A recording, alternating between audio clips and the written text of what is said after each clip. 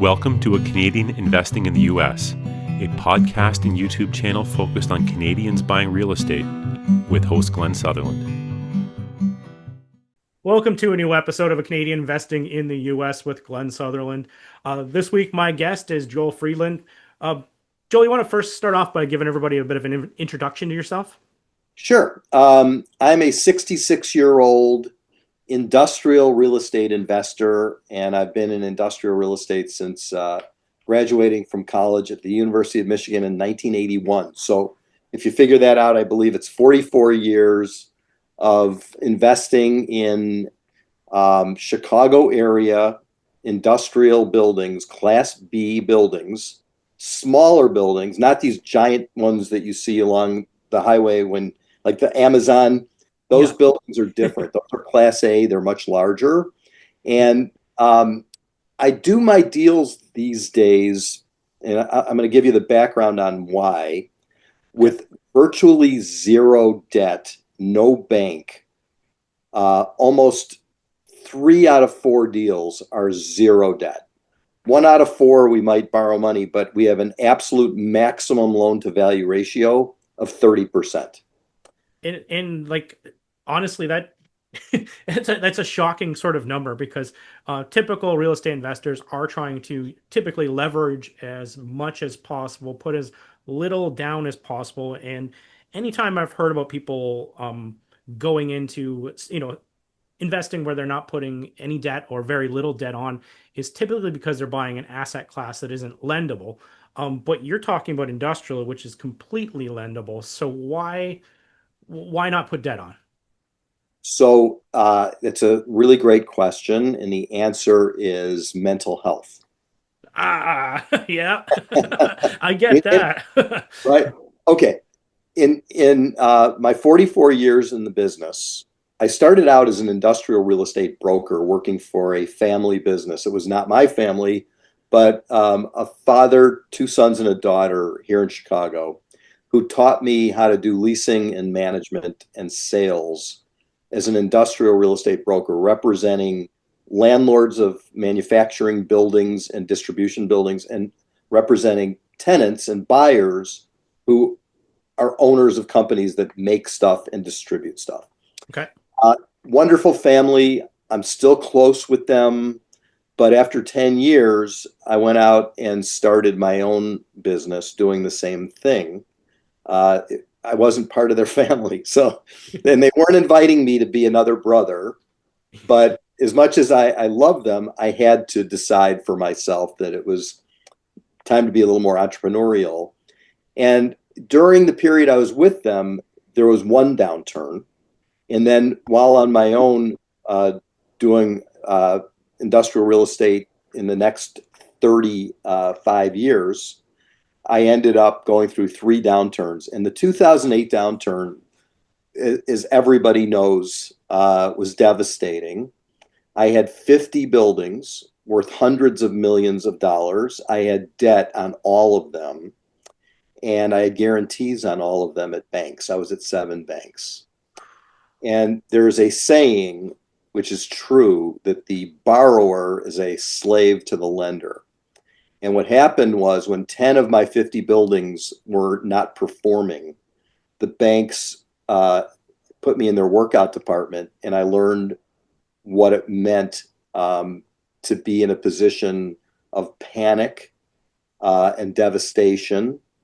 And I went into truly a mental health crisis. I ended up in a depression where I can tell you I'm very honest and vulnerable about this. I didn't think it was worth living anymore. I thought, I've ruined my life. I'm going to have to sell my house, which, by the way, I'm sitting in my house. I did not have to sell it. I thought I'd let down my wife and 200 investors and my family and my community. And I thought that there was going to be a headline in our local business paper that said, Joel Friedland stumbles and goes bankrupt spectacularly. I didn't see any way out, Glenn. It was really rough. And I ended up just working my butt off to not lose the 50 properties. And we did have to sell some properties at losses just to pay down the loans. But I had no maneuvering room, because when you owe 70% or 60% to a bank and something goes wrong and there's a vacancy, it's unrecoverable for that deal unless you have ultimate staying power, which means, maybe you're a billionaire and you can fund it yourself. But I wasn't a billionaire and I couldn't fund it myself. So I made a decision after that I could put together industrial real estate syndications for people who are like-minded, who don't want to be in a position where they are a sub-slave to my bank. And I ended up putting together lots and lots of deals with very little or no debt. And it's interesting, my accountant told me I'll never get anyone to invest. And I said, I'm going to prove you wrong. And I did, because there are people who are safety freaks. They want their 7 or 8% starting cash flow distribution. They want to know that they're going to keep getting it, and that if something terrible happens, we can handle it no matter what. And so my mental health has been much better since doing that. And my investors, we kid around, but we're not kidding. They sleep well at night with regard to my stuff. Yeah. No, you know what? I totally get that, because I've done it both ways with like high leverage loans, even some like construction loans in the 90s of loan to value, and I've done just used investors to buy it completely cash, and the stress level is completely different.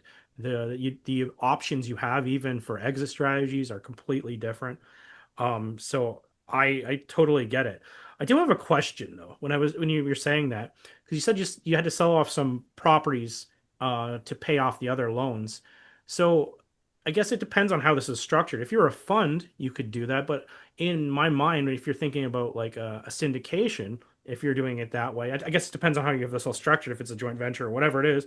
But if it was in a syndication, you'd have to pay off the investors in that specific project, and then they'd have to commit to reinvesting into the other project, right? Or am I missing something here?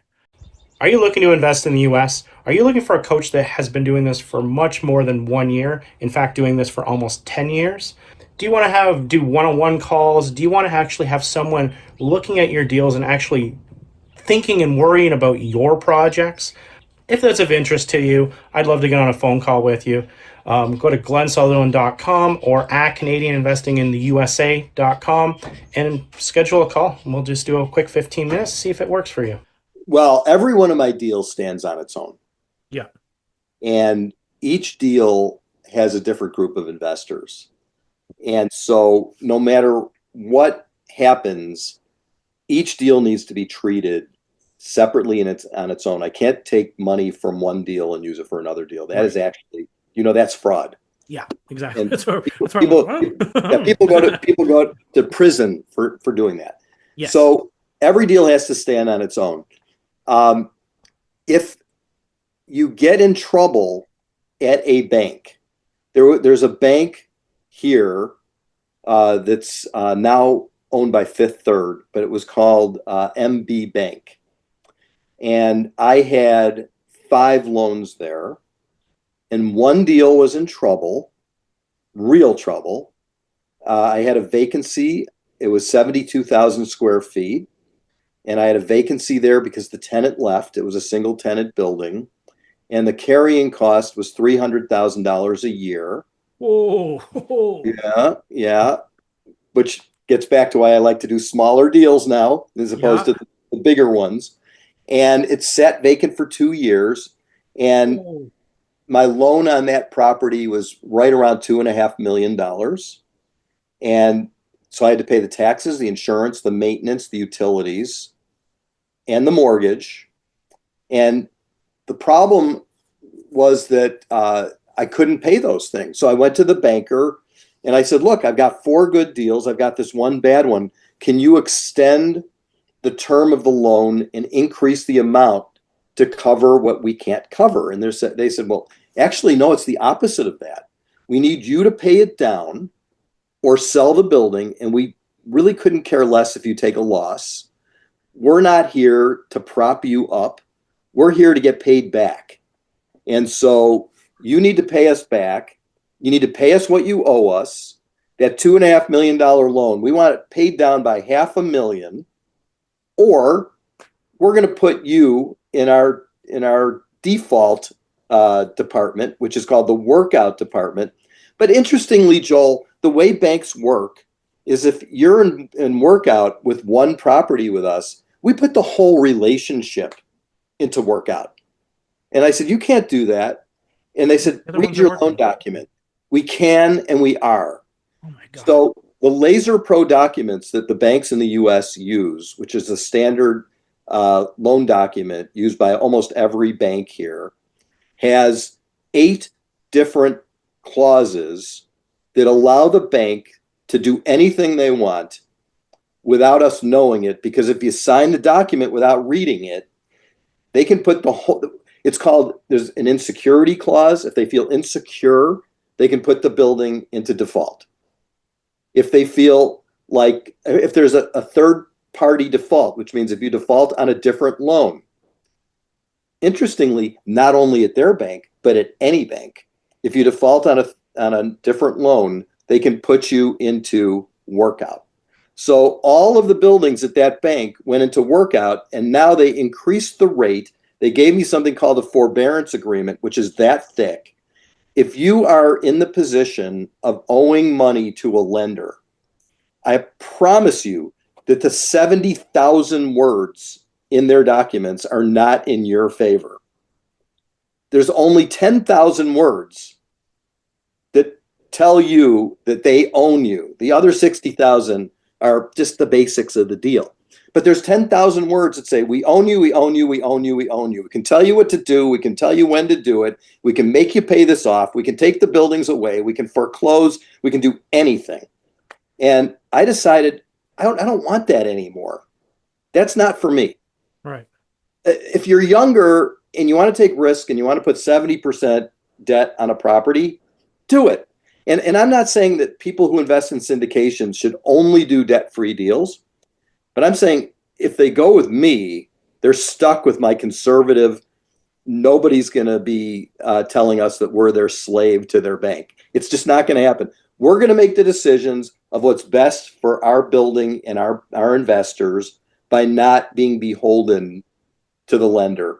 And I promise you, all of my investors have multiple syndication investments all over the country and all over the world.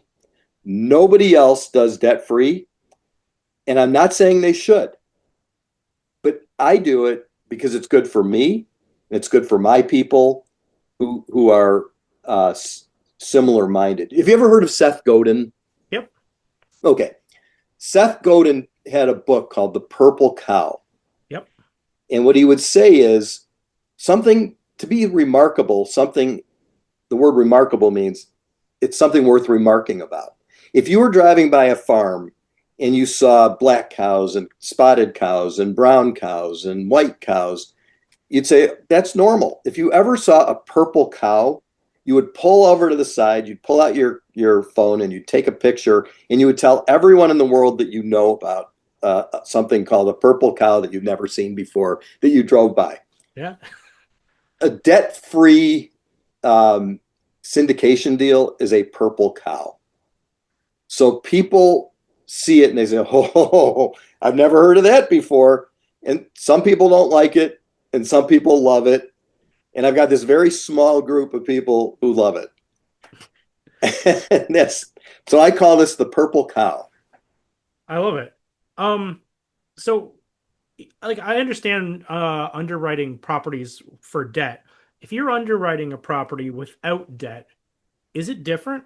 Is it what you're trying to find different or anything, any sort of targets or? Did you know that there are more lending scams in the United States than anywhere else? I've actually come across many of them myself, and some of them are very good at looking legit.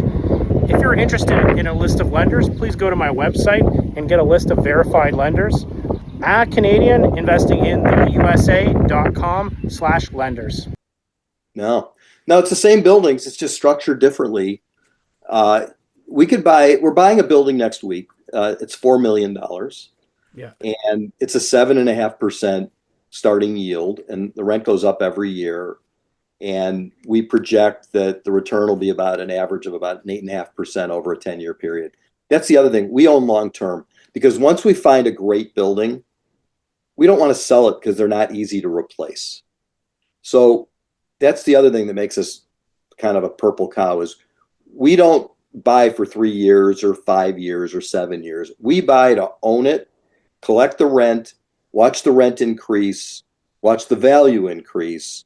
And we just don't have that one section in the financials about the debt. There's just either we have a very small loan. This $4 million deal, we're borrowing $800,000, which we were really mixed internally in our group about whether to borrow the money or not. And one of our strongest investors, who's Steve Podolsky, that was part of the family that I worked for when I was 22, said, Joel, I want you to borrow some money on this. I want to make it a little bit better with leverage. And it's not enough leverage at 800,000 on 4 million that you need to really worry about it. Yep. So I argued with him a little bit, and then I gave in. And a few of the other investors said, yeah, Joel, on this one, we have so many debt-free deals. Let's do an 18% loan to value ratio. So what? And I'm okay with it. I'd rather have it be debt-free, but I'm okay with it.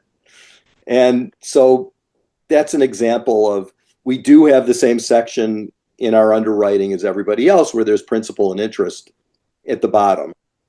But the only difference is that we have no principal or interest in most of our deals. It's just the revenue on the top, the expenses, what's left over, and that gets distributed.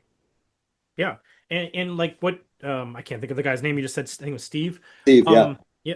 When for people who are listening to this and may not be familiar with this, whenever you're typically putting leverage onto a property, it will improve the numbers because there's less money invested in it in order to get the same, or not the same, but like a lower return. And a lot of syndicators, they make the difference between the IRR and the actual interest rate on the loan. And so whenever you are taking that away, the having, an interest rate on a loan, you're like, at least as I'm looking at this, in theory, you're going to have to find better deals. You have to find better deals, and otherwise it won't make sense. Whereas if you just get higher leverage on a deal that's not as good, you can create better numbers, but you're taking on more risk. It's an interesting comment. So I'm going to break down what you said. Let's break it down a little bit. Okay. If it's not a better deal, I don't want it, whether it's debt or no debt. I only want right. better, right? So people, syndicators and or investors will stretch to make a deal and do all kinds of financial engineering to make it look better than it is. Yes. We don't believe in that. It's either a good deal or it's a bad deal. And whether there's debt on it or not, the way I look at it, again, I'm 66. I cut through all the BS. It's either a good deal or it's not a good deal. I'm not going to engineer it to look better by doing something that's going to be trickery with my numbers. There's so many ways people do things. I watch lots of podcasts. I look at lots of people's offering memorandums. I would say I know as much about syndications as anybody out there because I just spend so much time working on it. When you see people doing 3-tiered ownership structures, like a Class A, Class B, Class C, and one's like a preferred, and one they get 11%, but there's no upside, and the next guy gets a certain amount. I see a lot of those. We don't do that. If you look at our PPMs, I could pull it out. There's one class of ownership. We're all the same. It's a good deal or it's a bad deal. You don't know until it's too late. If it's a bad deal and you have debt, so let me throw the numbers at you. You buy a $4 million deal and it's a bad deal. Whatever happens, interest rates go up unexpectedly and the whole world goes, what? I didn't know interest rates could go up. Well, they can. In 1981, interest rates were 17%. It was not shocking to me that they would go from bank rates of 4% up to 7%. Not a shock, right? I mean, so when that happens and you have no debt, who cares? The interest rates don't matter. But if you structure a deal where it has to be based on interest rates being low or lower, and something bad happens on a $4 million deal with $3 million of debt and $1 million of equity, if you lose 25% of the value of the building, you are wiped out. Your equity of $1 million is gone. We make a bad deal, all cash, and we have a situation where the value somehow goes down by 25%. The loss is 25%. But I'm not being forced to sell it and take the loss. I just hang on to it because over time it's likely to go back up again. So you know what it's like? I hate flying. I don't like going anywhere on an airplane. When I have to, I do. I just went to a destination wedding in Montana. Yeah. Just went to Utah. We were landing and we had to do one of those go rounds. The pilot was almost on the ground and all of a sudden, whoa, and we're flying back up. When you look at an airplane flight, if you are taking off or landing and something goes wrong, very wrong, everybody's dead. If you're at 30,000 feet and something goes wrong, you have, as a pilot, a lot of things you can do to save the day because you're not so close to the ground that you're going to hit it and blow up into a fireball, right? Yeah. You're 30,000 feet up and you look at your co-pilot at the first officer and you say, we can handle this. We've only got one engine, but we can fly on one engine. We learned this in the simulator and we can save the day. So the way I look at it is by not having debt, we're always at 30,000 feet. We're never just about taking off. We're never just about landing. It's not going to be a fireball. And every time I fly, I think, I wish that there was some way to mitigate the risk of landing and taking off on an airplane, but there's not. And it's the same thing true of debt. There's no way to mitigate disasters if you have too much debt. And so, I could keep going with all these metaphors. It's a good metaphor. I like it. I got a bunch of them, but I love real estate for real estate's sake, not for engineering of the financial elements of the loan. Because you can sit there and play with the numbers, especially, future rents, future things, and you can change that future return to anything you want it to be. It's about being, staying in business. If you do that a couple of times, no one's ever going to reinvest with you. But that's what happened. I had a bunch of people who invested with me in the early 2000s who went through 2008 with me. And I'm not telling you it turned out great. It didn't. I mean, the 50 buildings we had in 2008, there was nothing good in 2008. The 10 bad ones were really bad, but the 40 good ones weren't great. Yeah. Here's the problem. Raising all equity is really, really hard work. You know how you've raised money. I know that we've talked about this. Yeah. When you raise money from 5 people, it's 5 conversations. But they're really intense conversations. You got to prove your case. I got to prove my case on a $4 million deal at $50,000 increments to 80 people for one deal. Yeah. It's a buttload of work and it's a lot of hand-holding. It's also really great because it's great relationship building and I get to know people incredibly well and I get to know who they are and they get to know me, and eventually in some cases we know each other's families, and the intensity of great relationships and community, I think, is what makes life worth living. Oh, totally. You couldn't have said that better. Okay. One last question before we go. I think this was awesome. This is a great conversation.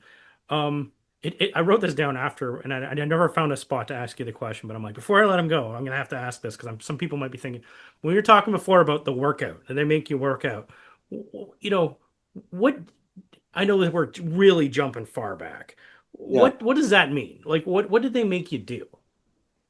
So workout essentially takes away all your rights as a borrower and gives the bank every right in their documents in the 70,000 words to do anything they want to you at you and against you. Workout is simply, we now are taking control of this property. You're not in control anymore. We are. Now we're going to dictate terms that allow you to pretend that you're still in charge, but really you're not. We're in charge. We're your boss. You'll do it our way. You'll answer to us every week. You're going to do reports every week. You'll do what we tell you to do, or we're going to take your buildings away and we're going to put a receiver in and they're going to sell them and you're out. And your investors are out unless there's some salvage. Workout is the worst thing you can be in real estate. And I have had that experience in 3 of the 7 banks. And I can tell you, none of them were better than the other ones. They were all bad. Yeah. By the way, now I have a letter that goes to my bank, that my bank signs, that modifies the Laser Pro document to take out 8 of the things that are nasty that the bank has the right to do, that they no longer have the right to do. When I borrow my 30%, it's a loan. I've got to sign a document. I know what it says. In this letter, we call it a side letter, and it says there is no insecurity clause. There is no third-party default clause. There is no each item down the list. And if a bank won't sign that letter, I won't borrow money from them. When do you bring that up to them? Because you probably have to bring that up fairly early, because you're not going to want to bring that up at the, when you're signing documents to settle this loan. I bring it up before. I bring it up before I even ask them for a commitment. I say, "Here's my side letter. Are you willing to sign it or no?" And if the answer is no, that's not a bank for me. I right now only have one bank. It's called Union National Bank of Elgin, and I've got 14 loans there today. And I'm doing my new deal with the $800,000 loan next week at Union. And Union and I have a standing side letter that says for all loans to Joel's group at this bank, the side letter applies. That's gold. Like that's gold to have that in your have that bank in your back pocket, or be working with them and they're wanting to work with you, right? And if you want to see my side letter, I'd be happy to send it to you. It's a great side letter. It comes from 44 years of learning. Wow. Well, yeah. Appreciate that. Sure. Joel, people are like, "Hey, I like this strategy. I like, especially in this market, I'm looking for something safer, or I just like to continue this conversation." How do they find you? How do they get in touch with you? We have a website. It's BritProperties.com, BRIT with 1 T, Brit Properties. Brit was, we had a bigger company. We sold it to Transwestern, which is a company out of Texas. And I restarted in 2014 after selling my business. And we had a property manager named Brad, and we needed to come up with a name for a company. Yeah. So I said to Brad, "I'm going to name this company after you. You're the best property manager we've ever had." He said, "You are?" I said, "Yeah. Brad really is terrific." That's awesome. Oh. Yeah. Well, Joel, this is a great conversation. I don't know what else to say. Thank you for coming on the show. I think there's a lot of, like, even me, it's honestly, that's why I do this podcast too. A lot of takeaways and a lot of stuff to make people sit down and think about before they go want to take on a big loan. Well, Glenn, thank you for having me. I appreciate it very much. That was a nice video. Bye.